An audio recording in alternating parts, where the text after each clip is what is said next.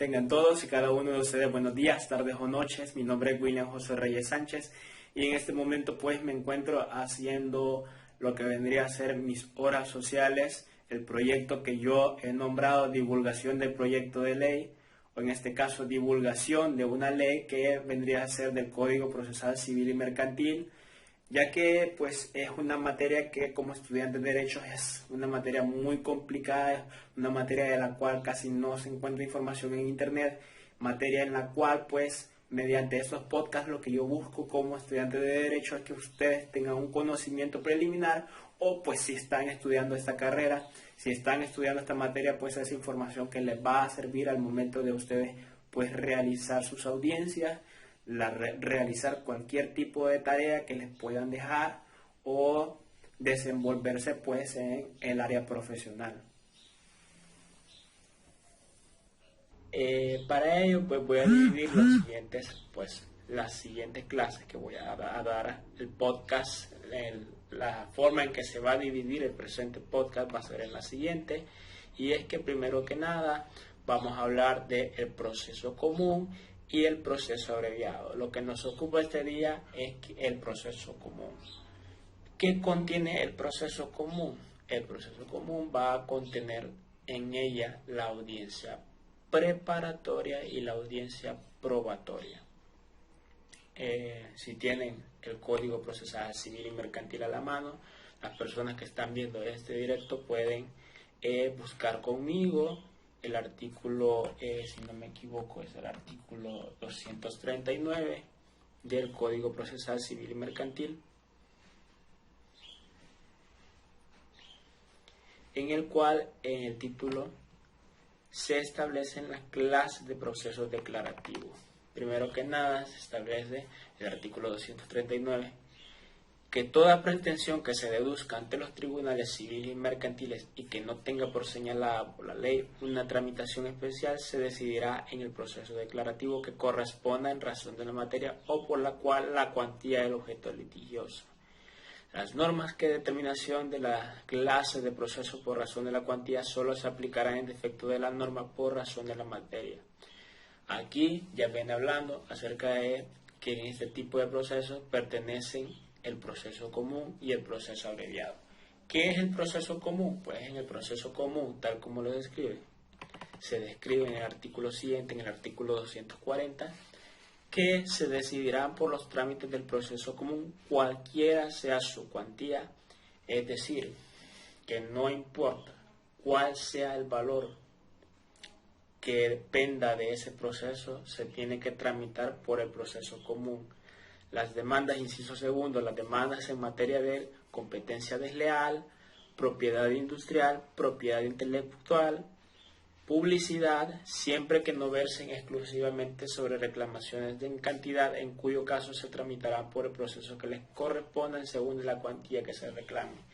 ¿Qué significa esto? Que en el proceso común se van a ver, tal como establece en este artículo, todos aquellos tipos de procesos que tienen que ver con competencia desleal, competencia industrial, propiedad intelectual y publicidad, siempre que no versen sobre reclamaciones de cantidad. Esto quiere decir que si cualquiera sea el proceso que no esté contemplado dentro de este artículo, se va a tramitar según el artículo y según esta ley en otro tipo de proceso.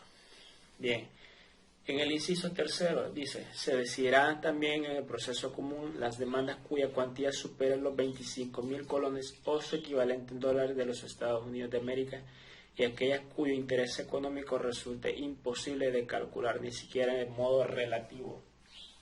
¿Esto qué quiere decir? Que, como primer supuesto es que en el proceso común versan todos aquellos tipos de procesos que mencioné anteriormente. Sin embargo, recae una segunda circunstancia y es que este motivo o este tipo de proceso tiene que superar el valor de los 25,000 colones de los Estados Unidos, tiene que superar los 25,000 colones de El Salvador, que en este caso 25,000 colones salvadoreños a dólares serían 2.000, aproximadamente serían 2.859 dólares. Es decir, si el proceso que aparece en el artículo 240, por un ejemplo, un proceso por competencia desleal o por propiedad intelectual, si este tipo de proceso excede la suma de 2.859 dólares de los Estados Unidos de América o su equivalente en colones, que vendría a ser 25.000 colones, se van a tramitar por el proceso común.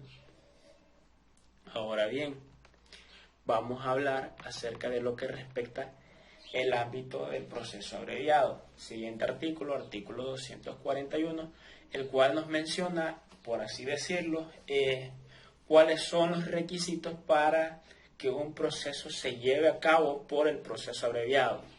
Primero que nada, inciso primero, dice: se decidirán por los trámites del proceso abreviado las demandas cuya cuantía no supere los 25.000 colones o su equivalente en dólares de los Estados Unidos de América. ¿Qué quiere decir esto? Que no supere. Vamos a ver esa palabra, que no supere. Bien, en el anterior artículo nos hablaba del proceso común. En el proceso común nos decía de que se puede llevar cualquier tipo de proceso siempre y cuando tenga que ver con la materia que establece dicho artículo y que supere los 25.000 colones de los Estados Unidos de América. Y en el artículo 241, en el proceso abreviado se conocen aquellos tipos de procesos que versan por debajo o igual de los 25.000 colones de los 25.000 colones o su equivalente en dólares, que serían 2.859 dólares de los Estados Unidos de América, se van a llevar o se van a tramitar en el proceso abreviado. Además de eso, se establecen los tipos de procesos que se pueden llevar en el proceso abreviado. Como lo dice en el inciso segundo, además decidirán por este tipo de trámite cualquiera sea su cuantía. Comenzamos leyendo los incisos primero hasta el numeral cuarto, que vendría a ser el numeral primero. Las demandas de liquidación de daños y perjuicios, vendría las demandas de oposición a la reposición judicial de títulos valores, las demandas relativas a la disolución y liquidación judicial de una sociedad y las demandas de nulidad de sociedades. Bien, habiendo visto todo esto, versa a decir de que ahora tenemos que hablar, por así decirlo, qué es el juicio común, cuándo se lleva a cabo cuáles son los requisitos, digamos, cuál es la estructura que ésta puede llevar o cómo se inicia. Para ello tenemos, mantengámonos en el artículo 239 que había mencionado hace un momento, artículo 239 del Código Procesal Civil y Mercantil. Los tipos de proceso declarativo. Bien. El proceso común. Iniciamos hablando del proceso común. Muy bien. El proceso común inicia, como cualquier tipo de proceso, pues con una demanda. Y pues el término demanda puede revestir básicamente dos acepciones procesales diferentes. Es decir, dos conceptos distintos que están vinculados entre sí. Y además se refiere el código. En el código, la demanda puede ser entendida en primer lugar como un acto por parte por el que se inicia un proceso civil a través de la deducción de una pretensión de tutela jurisdiccional concreta. ¿Qué quiere decir esto? Que un proceso no se puede iniciar o no se puede entender en un primer lugar si una parte no inicia este proceso o lo inicia y deduce las pretensiones que quiera lograr con ese proceso. Desde simple vista, pues la demanda se presenta como un acto procesal con una, digamos, como como con una específica dimensión temporal y espacial y modal. Digamos que la correcta realización de ese acto procesal se manifiesta con una resolución judicial de su admisión a trámite y por ello desencadenará importantes efectos a los que luego pues prestaremos atención, ya que vinculan tanto a quien resulte demandado como al propio órgano jurisdiccional o al propio órgano judicial frente al que se ejecute la correspondiente acción, el cual tiene desde su momento el deber de prestar la tutela impetrada, claro, que surjan obstáculos procesales que lo impidan. En segundo lugar, vemos que en el juicio común se inicia con una demanda, pues en segundo lugar la demanda puede contemplarse en su aspecto meramente formal y en tal sentido pues nos estamos refiriendo al escrito en donde se vierten aquellas afirmaciones que permiten hablar de una pretensión deducida y que por ello sea susceptible de abrir un proceso siempre que contenga pues los datos subjetivos y objetivos que sean necesarios para poder ser reconocida como tal dicha demanda. La demanda, digamos que cumple una doble función que presta, digamos, la primera como un acto inicial. Les planteaba hace un momento el ejemplo de que un proceso no puede iniciarse si no hay una demanda. Un tribunal no nos puede ayudar a resolver si nosotros no le hemos dado nuestras pretensiones, entonces para eso es la demanda.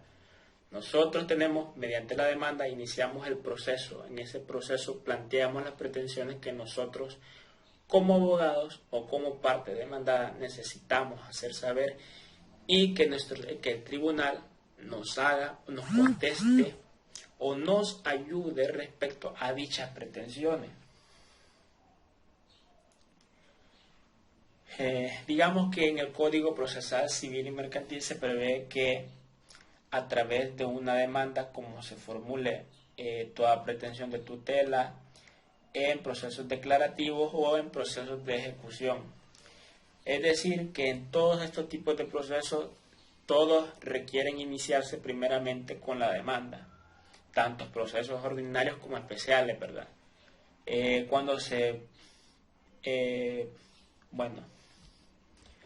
Hablemos del contenido y la estructura de la demanda. Vemos en un primer punto que en el juicio común se ven dos tipos de procesos. El primero de ellos es la audiencia preparatoria y la segunda de ellas es la audiencia probatoria. La audiencia preparatoria, cualquiera de estos dos procesos requieren iniciarse con una demanda. Bien, entonces, ¿qué posee la demanda?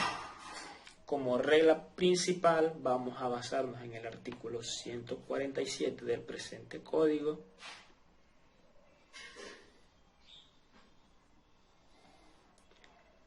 Artículo 147 del presente código.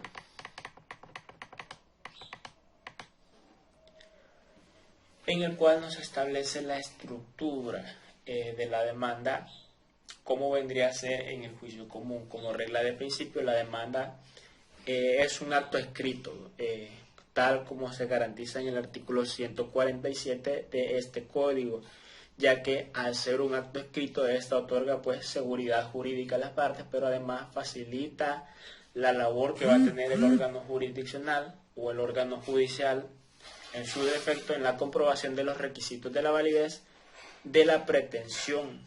Además de ello, tal como lo establece el artículo 148, la demanda deberá redactarse siempre en castellano, ya que por defecto en nuestro país el idioma principal es el idioma castellano o español, como le quieran llamar, y existen dos clases de demanda. Existe la demanda completa prevista para el proceso común. En el proceso común se establece una demanda completa y para el proceso abreviado se establece la demanda simplificada.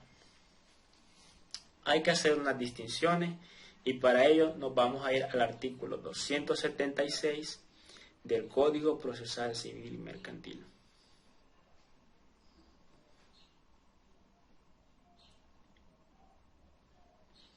Artículo 276 del Código Procesal Civil y Mercantil. La demanda. La demanda es todo proceso judicial que principiará por demanda escrita en la que el demandante interpondrá la pretensión que mencionábamos hace un momento, que para iniciar un proceso judicial necesitamos primeramente que alguien inicie dicho proceso. Y lo que contempla el artículo 276 de este código es precisamente eso.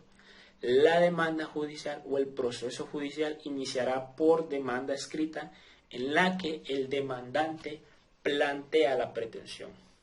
Yo soy la parte demandante, yo quiero que suceda tal cosa, por ende voy al tribunal a que me ayude a resolver respecto a las pretensiones que yo estoy buscando.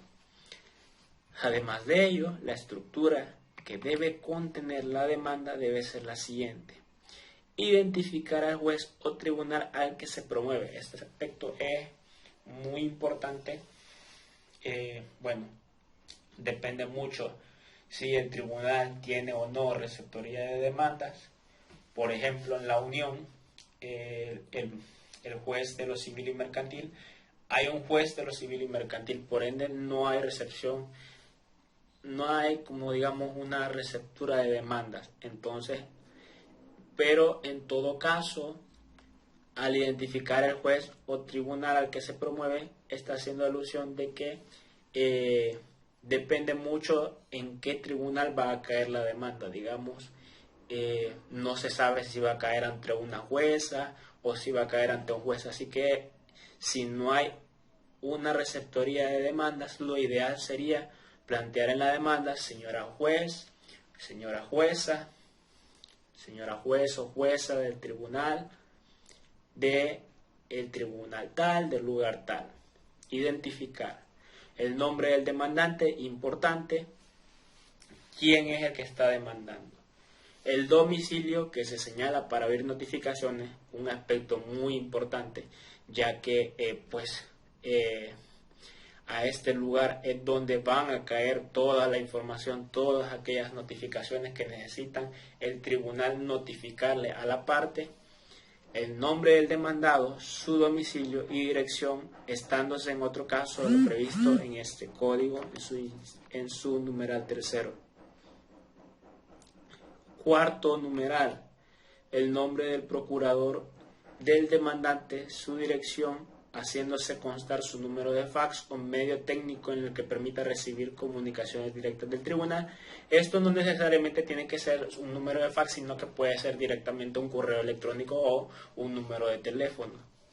Los hechos en que el demandante funda su petición, enumerándolos y describiéndolos con claridad y precisión de tal manera que el demandado pueda preparar su contestación. Vean, la contestación, la demanda primeramente es un acto en el cual pues se plantean los hechos los cuales están fundamentando esa demanda. Entonces en la demanda se van a plantear hechos que sean importantes, hechos de los cuales ustedes estén en desacuerdo, hechos que sean controvertidos, hechos que les estén afectando a ustedes, hechos que sean importantes en los que ustedes o en lo que el abogado va a buscar probar dentro del proceso.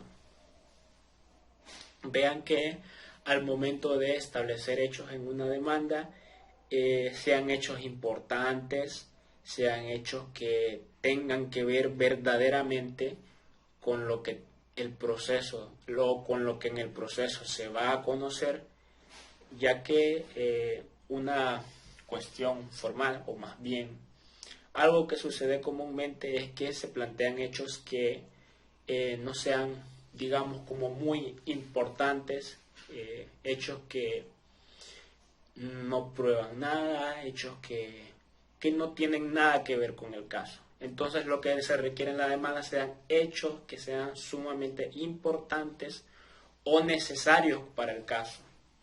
ya que de tener hechos que no sean importantes, pues dicha demanda pues va perdiendo, digamos, por así decirlo, va perdiendo como su efecto. Numeral quinto, los hechos en que el demandante funda su petición, enumerándolos y describiéndolos con claridad y precisión. Con claridad y precisión se refiere a que no debe dejar pasar ningún detalle al momento de enumerar dichos hechos, de tal forma en que el demandado pueda preparar su contestación. ¿Qué sucede? En que al momento en que ustedes están demandando o en que un abogado está demandando, pues dicha demanda se le otorga a la parte demandada también para que conozca por qué se le está demandando. Entonces, el demandado, en base a lo que se establezca en la demanda, va a preparar su contestación y su respectiva defensa para la audiencia, sea esta la audiencia probatoria o la audiencia preparatoria. Numeral sexto, los argumentos de derecho y las normas jurídicas que sustenten su pretensión. Los argumentos de derecho hacen alusión a qué garantías constitucionales, qué garantías procesales, qué principios se me están vulnerando y por qué razón estoy yendo a, digamos, a demandar. Por ejemplo, estoy demandando porque, no sé, una persona se ha apoderado de una parte de mi terreno y yo voy a presentarme ante el tribunal porque estoy protegiendo mis garantías constitucionales, estoy protegiendo mis garantías que establece el artículo tal de la Constitución, garantía que protege el artículo tal del Código Procesal Civil y Mercantil, todos aquellos fundamentos de derecho que nos van o que van a fundamentar la demanda respecto a nuestra pretensión, es decir, todo argumento o digamos todos aquellos artículos que nos protejan o que en su calidad pues tengan que ver con lo que nosotros estamos presentando en dicha demanda. Numeral séptimo, los documentos que acrediten el cumplimiento de los presupuestos procesales, los que fundamenten la pretensión y los informes periciales. Los documentos, repitamos, los documentos que acrediten el cumplimiento de los presupuestos procesales, los que fundamenten la pretensión y los informes periciales. Esto más bien hace alusión a aquellas, por así decirlo, pruebas que debido o en razón de que solamente alguien especializado en materia, alguien verdaderamente, digamos, por ejemplo, es común que los abogados se auxilien mayormente de ingenieros. Entonces, ya que pues por comúnmente pues un abogado no tiene conocimiento sobre cómo sacar medidas terrestres, cómo medir un terreno, pues aquí se requiere pues informes periciales, digamos, en algunos casos, ¿verdad? Como abogados, pues en algún momento se va a requerir la ayuda de un especialista en otra materia. En ciertos casos se puede requerir la ayuda de alguien especializado en economía, se puede pedir ayuda de alguien especializado en ingeniería, se puede pedir ayuda a alguien con especialidad en psicología. A eso se refieren los informes periciales, a la ayuda de alguien especializado en en una profesión o materia específica que nos ayude en la defensa de esa demanda. Las peticiones que se formulen, numeral octavo, las peticiones que se formulen indicándose el valor de lo demandado. Importante establecer cuál es el valor en la demanda de lo que se está buscando, puesto que es esto lo que va a determinar a qué tipo de proceso va a ir a parar. Como había mencionado hace un momento, si dicha demanda se establece un valor mayor a 25.000 colones o su equivalente en dólares se va a decidir o a tramitar en el proceso común, no así como lo sería si vale o su valor es de menos de 25.000 colones o su equivalente en dólares, por lo que iría al trámite a decidirse por el proceso abreviado. Y en el numeral noveno, el ofrecimiento y determinación de la prueba. La prueba, por así decirlo, es la parte más fundamental en toda demanda, por así decirlo, la piedra base de la demanda, por así decirlo, la cosa más importante de la demanda, porque con esa prueba ustedes están comprobando hechos, como mencioné anteriormente, que sean relevantes, hechos que a ustedes se les estén vulnerando y que por ende con esa prueba lo que van a lograr es que la pretensión que ustedes tenga mayor validez, o que en este caso van a probar la validez de las pretensiones que ustedes busquen mediante la demanda. No puedo presentarme yo como abogado, si planteo una demanda, no puedo simplemente ir a presentarme planteando una demanda de que quiero que se haga tal cosa, quiero esto, quiero lo otro, pero no presentar prueba. Porque lo que necesitamos probar como abogados es la existencia de los hechos que nosotros estamos planteando en la demanda. Entonces, por ello es que es importante la prueba, ¿verdad?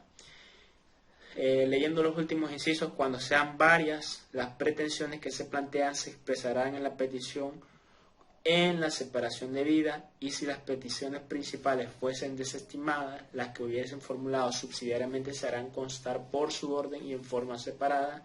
Según la clase de proceso que se trate, la demanda podrá contener especificaciones distintas conforme se determine este código y otras leyes. Bien.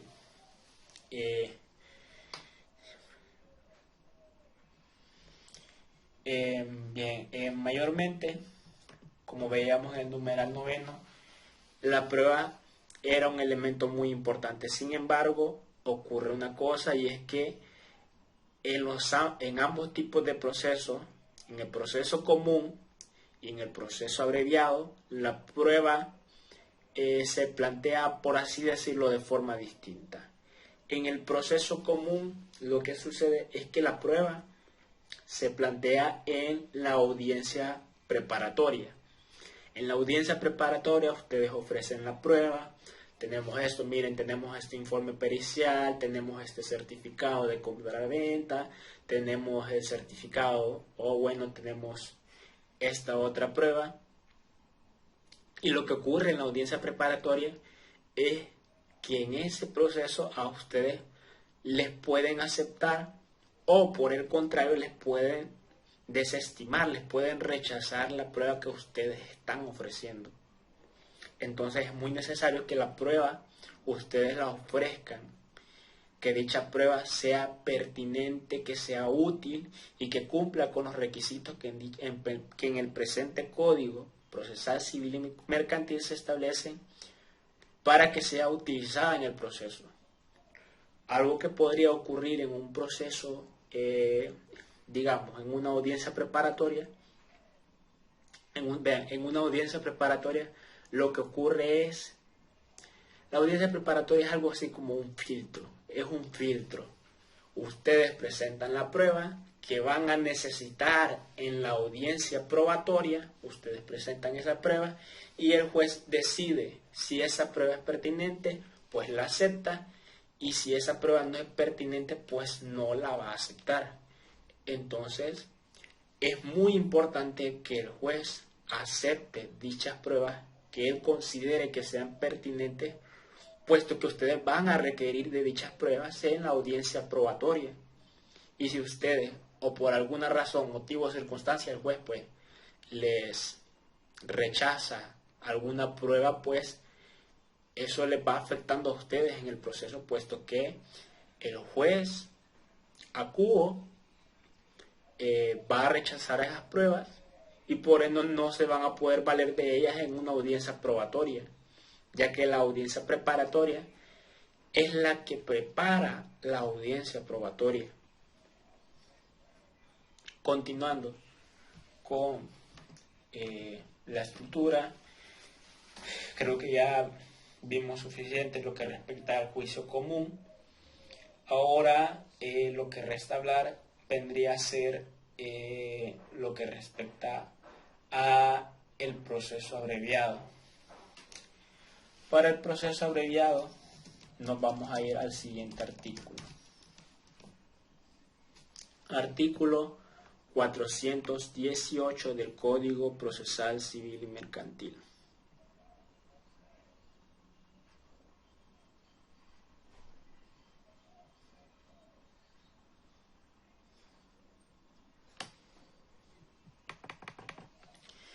El proceso abreviado comenzará con demanda simplificada, formulada por escrito, que deberá contener lo siguiente.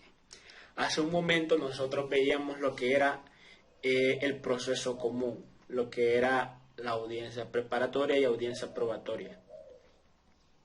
Ahora lo que vamos a ver es la demanda simplificada. Lo que anteriormente habíamos visto es la demanda completa. Pues en este momento lo que vamos a ver es la demanda simplificada. ¿Qué ocurre con la demanda simplificada? Este tipo de demanda se utiliza mayormente en lo que vendrían a ser las audiencias de única instancia, las audiencias únicas, el proceso abreviado, como lo llama el presente código. ¿Cómo se establece en el artículo 418 del Código Procesal Civil y Mercantil? Lo que se busca con la demanda simplificada es lo siguiente. Primero, el proceso abreviado comenzará con demanda simplificada formulada por escrito que deberá contener lo siguiente. Numeral primero, un elemento importante que habíamos mencionado anteriormente, que es la designación del juzgado a quien se va a presentar. Cuando nosotros presentamos una demanda no sabemos a dónde va a ir a parar esa demanda, a qué tribunal va a ir a parar. Entonces, lo que se debe hacer, como mencioné anteriormente, es establecer juez o jueza, juez-A del tribunal tal, o señorita juez o jueza de lo laboral, señorita jueza de lo civil y mercantil. Se trata de designar el juzgado a quien se va a presentar. Y en el caso de que dicho tribunal pues no tenga una receptoría de demandas, pues lo ideal es conocer qué tipo de juez es el que está trabajando en dicho tribunal y nombrarlo tal cual. Juez, en el caso de que sea un juez el que trabaja en ese tribunal, o en su defecto pues una jueza, señorita jueza de lo laboral o juez de lo laboral. Lo importante es designar el juzgado a quien se va a presentar la demanda. Numeral segundo, la identificación del demandante, del demandado y de aquellos otros interesados que deban ser llamados al proceso, así como sus domicilios para efecto de las notificaciones. Vean, este tipo de demandas, la demanda simplificada, como su nombre lo dice, pues es una demanda más simple, menos formal como lo sería la demanda completa de los otros procesos. En la demanda simple lo que se plantea es identificar al demandante. ¿Quién está demandando? Establecer quién es el demandado, a quién están demandando y aquellas otras personas que estén interesadas en el proceso y que por alguna razón se les tenga que llamar, como lo vendrían a hacer los peritos y los testigos. Como mencioné anteriormente, las pruebas periciales las realiza alguien especializado en materia o con conocimiento de algún tipo de profesión. Por ende, a esa persona se le tiene que citar antes de que se lleve a cabo el proceso. Asimismo, si como demandantes o como demandados pretendemos traer a un testigo dentro del proceso, pues lo que se hace es identificar a la parte interesada que debe ser llamado al proceso como establece el numeral. Por ende, se debe llamar a ese testigo o se debe identificar aquel testigo que nosotros nos vamos a valer en la audiencia o aquel testigo que necesitamos que llegue a esa audiencia. Claro que un testigo muchas veces pues no va a querer llegar al tribunal, y lo que se hace en la mayoría de casos, pues vean, un testigo o cualquier persona que se presente como parte interesada dentro del proceso, es importante pues que se le paguen las costas procesales de haber llegado al tribunal, ya que es una persona. ¿Qué tal si es una persona que vive del día a día y está perdiendo de ganar dinero en ese momento o en ese día que nosotros lo estamos llamando al tribunal? Entonces es importante que a esta persona se le paguen las costas procesales por presentarse en dicho tribunal. Así como en los domicilios de todas las personas interesadas para efecto de notificaciones, enumerar los hechos que justifiquen la razón de ser de la pretensión, como mencioné hace un momento, una enumeración suficiente de los hechos. Aquí en los hechos vamos a mencionar cosas que sean importantes en el proceso, cosas que traigan a colación al proceso, cosas que nosotros vamos a buscar probar en el proceso. Si nosotros, pues digamos, por ejemplo, queremos probar que alguien se está adueñando de una porción de nuestro terreno, pues nosotros obviamente vamos a poner en los hechos de la demanda que esa persona se está adueñando de esa porción de nuestro terreno. No vamos a poner hechos que no sean importantes en el proceso, por ejemplo, de que dicha persona pues se compró un carro, o por ejemplo que dicha persona se fue de viaje hace un mes. Van a ser hechos que sean importantes en el proceso, que justifiquen la razón de ser de la petición, la petición correspondiente, que en este caso es la pretensión que se va a buscar a llevar a cabo. Vean que en la petición se ponen o se coloca aquellas pretensiones que nosotros queremos conseguir con el proceso abreviado. Y algo que ocurre en este código es una regla especial de acumulación. Vamos a trasladarnos al artículo 420, que establece que en los procesos abreviados el demandante no puede efectuar la acumulación objetiva de pretensiones salvo en los supuestos siguientes. En los supuestos siguientes lo que ocurre es que sí se pueden acumular pretensiones, pero en su defecto las peticiones, a diferencia de en la demanda completa, no se pueden acumular pretensiones. Hay una regla especial de acumulación para la demanda simplificada, ya que las pretensiones pues solo se pueden acumular en los supuestos siguientes. Numeral primero, cuando las pretensiones acumuladas estén basadas en unos mismos hechos, siempre que deba seguirse en todo caso el proceso abreviado, cuando se ejercite una pretensión de resarcimiento de daños y perjuicios y vinculada contra otra pretensión que sea perjudicial de ella. Será necesario que el tribunal que deba conocer de las pretensiones acumuladas sea competente, objetiva y funcionalmente para conocer de aquellas o todas ellas, y que la acumulación no esté prohibida por la ley. Lo demás estará a las normas de acumulación subjetiva de pretensiones y de acumulación de autos reguladas en este código. Bien, las pretensiones pues ya vimos no se pueden acumular a no ser que tengan que ver entre ellas. Si sean pretensiones que por alguna razón no tienen nada que ver una de la otra, pues no se pueden acumular. Pero si tiene que ver una con la otra, sí se pueden acumular según la regla que establece el artículo 420 del Código Procesal Civil y Mercantil. Artículo 421 del Código Procesal Civil y Mercantil, que nos establece que el juez procederá a resolver por medio de auto sobre la admisión de una demanda simplificada en el plazo de 5 días desde su presentación. ¿Qué quiere decir? Nosotros presentamos la demanda y el juez, en un plazo de 5 días hábiles desde que se presentó, va a admitir el auto o va a admitir dicha demanda en dicho plazo. si se constatara tras el examen de la misma que se cumplan todos los presupuestos procesales y que no tiene defectos, dictará auto de admisión, que quiere decir que no tenga defectos.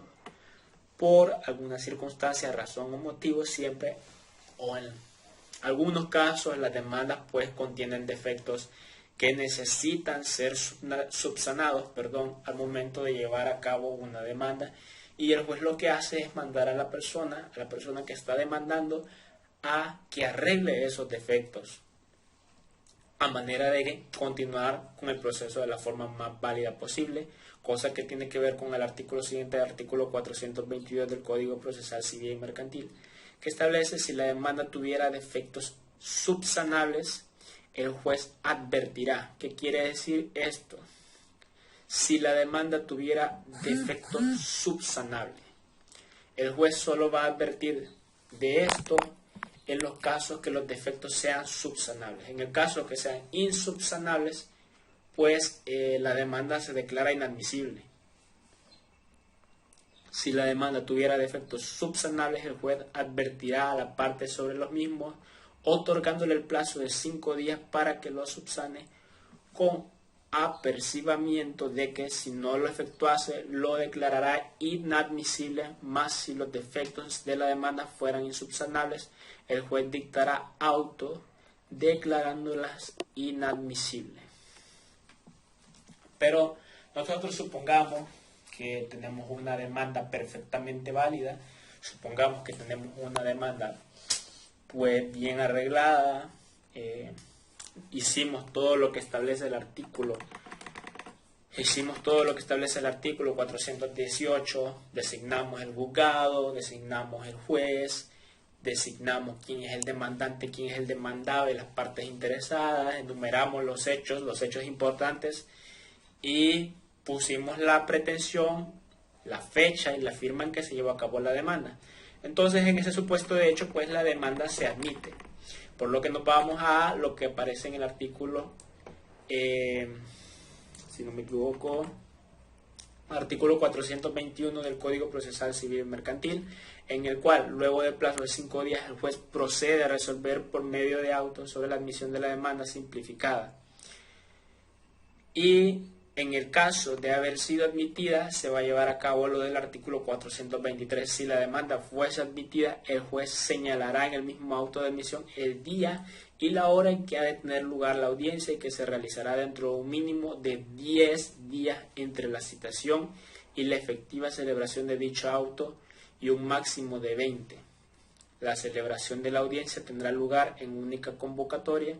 Para ello se citará en forma al demandante, así como al demandado y demás interesados aludidos en la demanda, acompañando a la citación la copia de la demanda y demás documentos presentados en ella.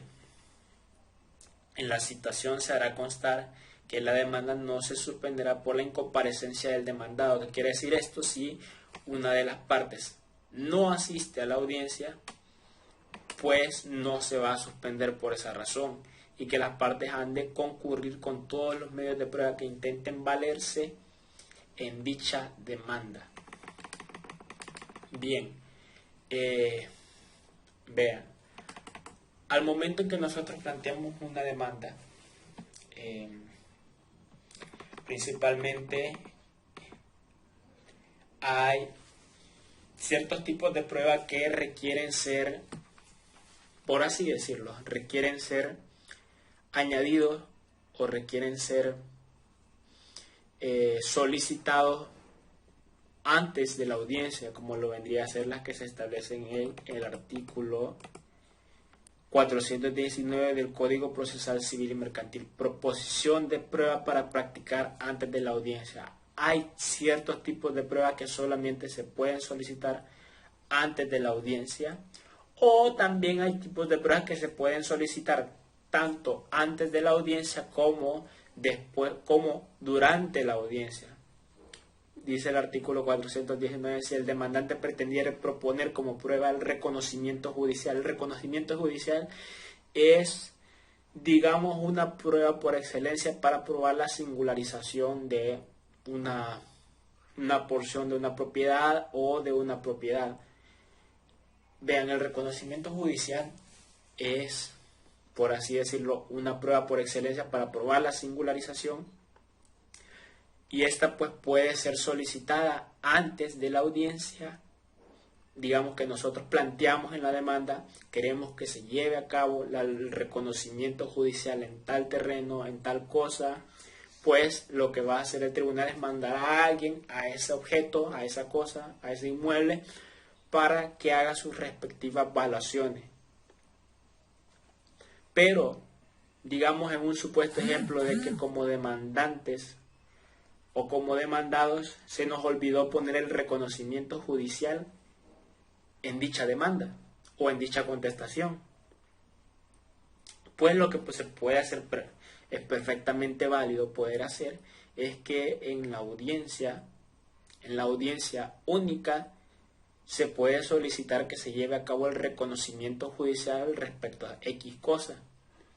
Vean que el reconocimiento judicial es algo que se puede hacer tanto antes de la audiencia como durante la audiencia.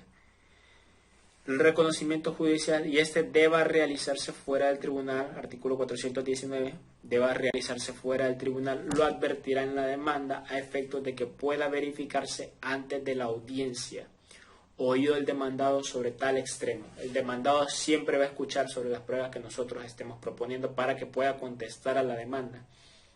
Pero lo que nos beneficia en este momentito hablar es respecto al reconocimiento judicial. El reconocimiento judicial principalmente pues se solicita en la audiencia, se solicita en la demanda, y el juez es quien se apersona al lugar a realizar dichas evaluaciones. Sin embargo, resulta impertinente, por así decirlo, que el juez vaya a evaluar un terreno. Vean que el reconocimiento judicial va a depender mucho a qué tipo de proceso estamos nosotros aplicando, ya que pues si un juez solicitamos que el juez llegue a hacer un reconocimiento judicial, pues el juez obviamente pues al no conocer en materia de ingeniería civil, al no conocer de mediciones, pues va a ser, por así decir la palabra, un poco infructífero que él se presente en dicho terreno, ya que él no tiene los conocimientos para eso. Entonces para eso pues se pide mejor un perito judicial o un perito de parte. Cualquiera de las dos cosas se pueden perfectamente solicitar antes o durante la audiencia. Ahora bien, vean, todo esto de lo que nosotros hemos hablado, del juicio común, del proceso abreviado, son muy similares entre sí. Sin embargo, el proceso abreviado por su simplicidad pues es menos, por así decirlo, menos largo, menos extenso que el proceso común. Eso en razón a lo que se está conociendo en dicho proceso, ¿verdad?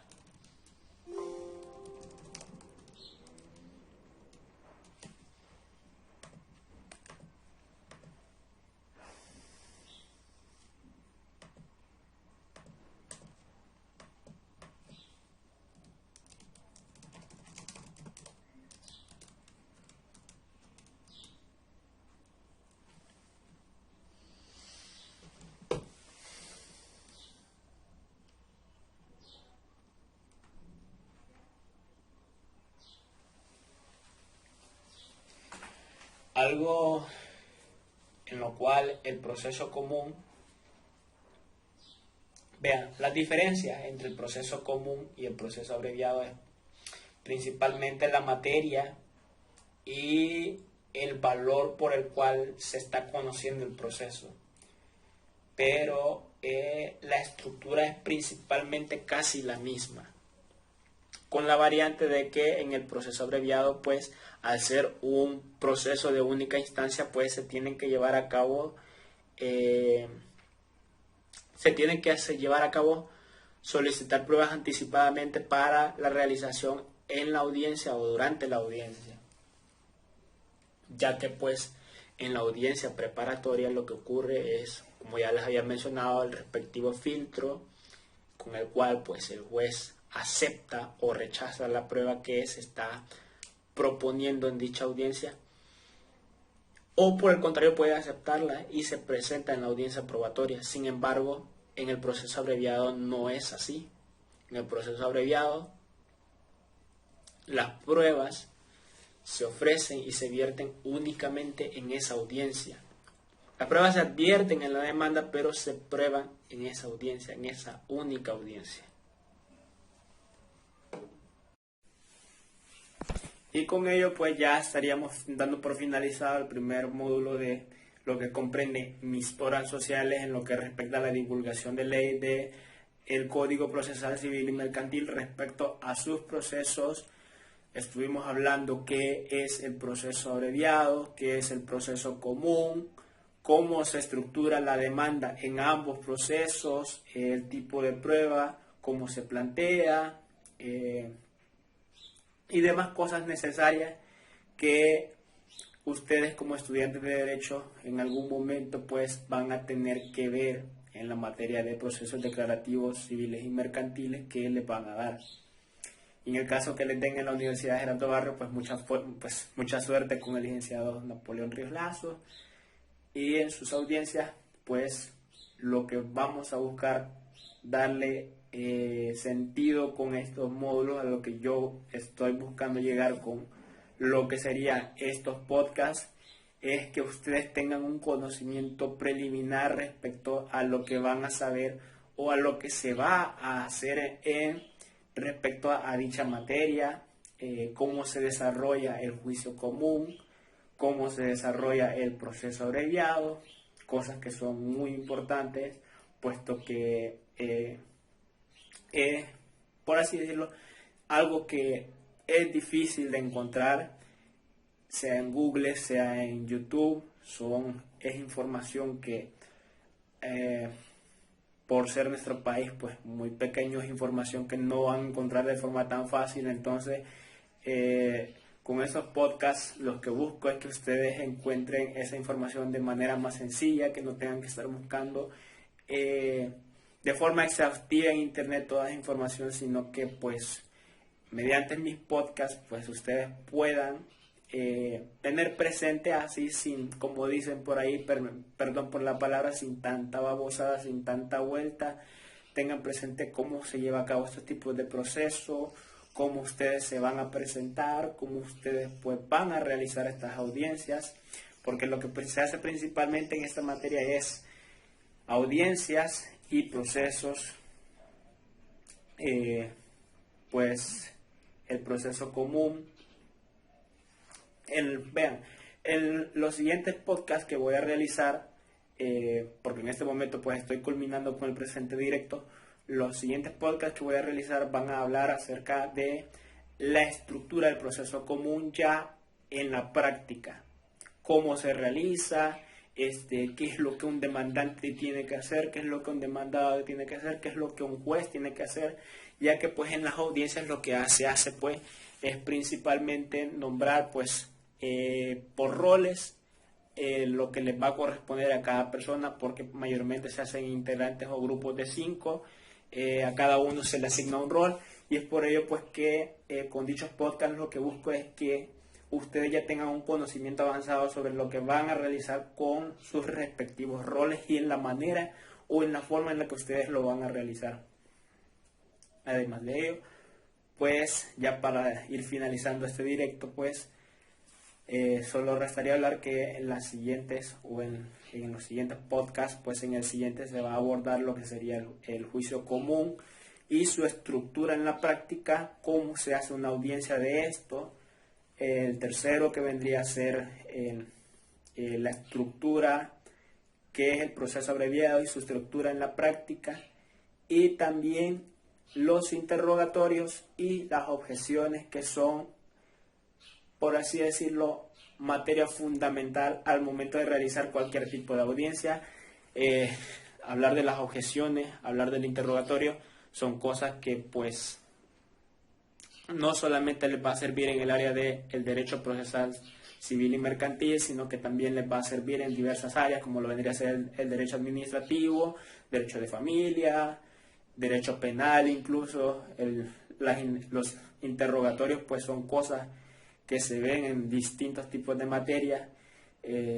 Las objeciones son algo fundamental, son cosas importantes que ayudan a que no nos introduzcan información más de la que nosotros queremos que se conozca en la audiencia, y demás cosas que a ustedes como estudiantes de derecho les va a servir en su desarrollo como profesionales y también en sus desarrollos académicos. Finalizo el presente directo. Tengan todos buenas tardes, días o noches.